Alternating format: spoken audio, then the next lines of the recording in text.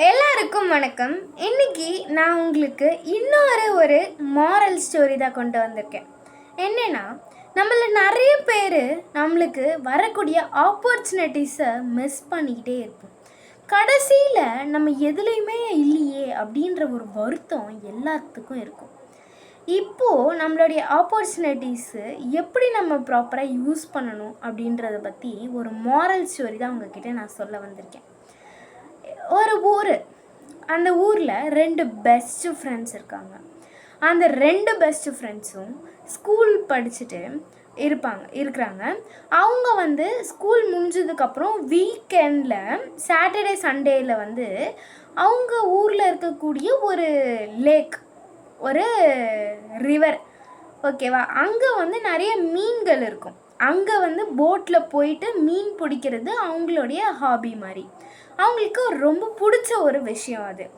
அந்த மாதிரி வாரம் அவங்க போயிட்டு தான் இருக்காங்க. ஒரு வாரம் அவங்க போகும்போது என்ன ஆகுதுன்னா, ஃபஸ்ட்டு ஃப்ரெண்டுக்கு ரொம்ப பெரிய பெரிய மீன்கள் மாட்டிக்கிட்டே இருந்துச்சு. அவர் அதை எடுத்து ஐஸ் பாக்ஸில் போட்டு வச்சுக்கிறாரு, அது கெட்டு போகக்கூடாதுன்னு சொல்கிறதுக்காக. ஆனால் 2வது நம்பருக்கு மீனே கிடைக்கல. நம்பர் என்ன சொல்கிறாரு, என்னப்பா உனக்கு மீனே கிடைக்கல அப்படின்னு கேட்டப்போ 2வது ஃப்ரெண்டு என்ன சொல்கிறாருன்னா, இருப்பா வெயிட் பண்ணால் மீன் கிடைக்கும் அப்படின்னு சொல்கிறாரு. கொஞ்ச நேரம் கழித்து 2வது நபருக்கு அவர் ஃபஸ்ட்டு நபர் பிடிச்சதோட ரொம்ப பெரிய மீன் ஒன்று மாட்டுது. ஆனால் அதை அவர் எடுத்து வச்சுக்காம திருப்பி நதியிலே போட்டுடுறாரு. அதுக்கப்புறம் திருப்பி அவருக்கு பெரிய பெரிய மீன்கள் கிடச்சிக்கிட்டே இருக்குது. ஆனால் திருப்பி அதை அவர் தூக்கி போட்டுட்ருக்காரு. நபருக்கு செம்மையாக கோவம் வந்துருச்சு. என்னடா நீ பிடிக்கிற எல்லா பெரிய மீனையும் திருப்பி நான் தண்ணியிலே போட்டுட்ருக்கேன், அப்போ நம்ம என்ன தாண்டா வீட்டுக்கு எடுத்துகிட்டு போய் சமைச்சு சாப்பிட்றது அப்படின்னு கேட்டபோது 2வது நம்பர் என்ன சொல்கிறாருன்னா, நான் பிடிக்கிற எல்லா மீனும் ரொம்ப பெருசாக இருக்குது, அதை நம்ம எடுத்துகிட்டு வந்த பாக்ஸில் போட்டு எடுத்துகிட்டு போக முடியாது, பாக்ஸோட மீன் பெருசாக இருக்குது. அது மட்டும் இல்லாமல் நம்ம வீட்டுக்கு போனதுக்கப்புறம் தோசைக்கல்லில் தானே வறுத்து சாப்பிடுவோம்.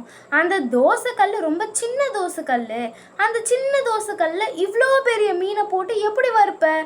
அதனால தான் அது பெருசாக இருக்குன்னு சொல்லி நான் திருப்பி எடுத்து தண்ணியிலே போட்டுட்ருக்கேன் அப்படின்னு சொல்கிறாரு. ஆனால் அந்த ஃபஸ்ட்டு நபர் சொல்கிறாரு, ஏண்டா நீ முழு மீனை வறுத்து சாப்பிட முடியலனா கூட அதை பாதியாக கட் பண்ணி சின்னதாக வறுத்து சாப்பிட்லாம்ல, ஏன் நீ தேவையில்லாமல் அதை வீண் பண்ணி திருப்பி தண்ணியிலேயே போட்ட அப்படின்னு கேட்டப்போ தான் 2வது நபருக்கு புத்தி வேலை செய்யுது. ஸோ அந்த மீன்கள் தான் நம்மளுக்கு கிடைக்கிற ஆப்பர்ச்சுனிட்டின்னு வச்சுக்கோங்களேன். நம்மளை தேடி நம்மளுக்கு நிறைய ஆப்பர்ச்சுனிட்டிஸ் வந்துக்கிட்டே தான் இருக்கும். ஆப்பர்ச்சுனிட்டிஸ் வராமலாம் இல்லைன்னா நீங்கள் தான் ஆப்பர்ச்சுனிட்டிஸை தேடி போகணும். ஆனால் கடைசி வரைக்கும் எனக்கு ஆப்பர்ச்சுனிட்டியே கிடைக்கல, எனக்கு எதுவுமே கிடைக்கலன்னு உட்காந்துட்டு இருக்கிறது ரொம்ப தப்புங்க. நம்மளுக்கு கிடைக்கக்கூடிய ஆப்பர்ச்சுனிட்டிஸை நம்மளுக்கு என்ன விஷயமா இருந்தாலும் சரி, அதை ஒரு ட்ரையாவது பண்ணணுங்க. அதில் தோக்கிறது ஜெயிக்கிறது முக்கியமே கிடையாது. அதில் நம்ம பார்ட்டிசிபேட் பண்ணுறோமா, நம்ம அதில் எவ்வளோ நல்லா இருக்கோம் அப்படின்றத தெரிஞ்சுக்கிறோமா, அதுவே போதும். அதில் நம்மளுக்கு எது கரெக்டாக நம்மளுடைய லைஃப்க்கு சூட்டபுளாக இருக்குமோ அது தானாக நம்மளை அடையுங்க. அந்த மாதிரி உங்களுக்கு உங்கள் லைஃப்பில் கிடைக்கக்கூடிய ஆப்பர்ச்சுனிட்டிஸை தயவுசெய்து மிஸ் பண்ணாதீங்க. உங்களுக்கு கிடைக்கக்கூடிய ஆப்பர்ச்சுனிட்டிஸை மிஸ் பண்ணிங்கன்னா உங்களுடைய டேலண்ட் வெளியே வரவே வராது. அதனால் உங்களுக்கு என்ன ஆப்பர்ச்சுனிட்டி கிடைச்சாலும் அதை யூஸ் பண்ணுங்கள். யூஸ் பண்ணாமல் தேவையில்லைன்னு தயவு செய்து தூக்கி போடாதீங்க.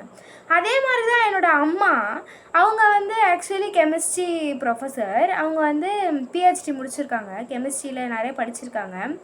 அவங்க சின்ன வயசில் இருக்கும்போது அவங்களுடைய பக்கத்து வீட்டில் ஒருத்தவங்க டெய்லரிங் சொல்லி கொடுத்தாங்களாம்.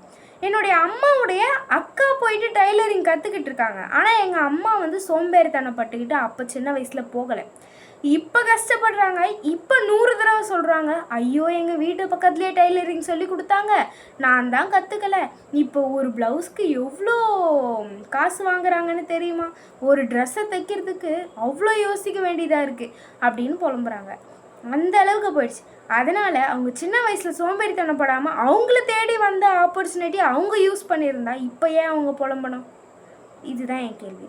ஸோ உங்கள் லைஃப்பில் என்ன ஆப்பர்ச்சுனிட்டிஸ் வந்தாலும் அதை கண்ணை மூடிட்டு அக்செப்ட் பண்ணிக்கோங்க. அது நீங்கள் தோத்தாலும் சரி, ஜெயித்தாலும் சரி. அதை நீங்கள் ட்ரை ஆகுது பண்ணி பார்க்கணும். ஸோ இன்றைக்கி வீடியோவில் நான் உங்களுக்கு ஒரு நல்ல கருத்து சொல்லியிருப்பேன்னு நினைக்கிறேன். பாய். என்னோடய சேனலை லைக் பண்ணுங்கள், சப்ஸ்கிரைப் பண்ணுங்கள், கமெண்ட் பண்ணுங்கள், ஷேர் பண்ணுங்கள்.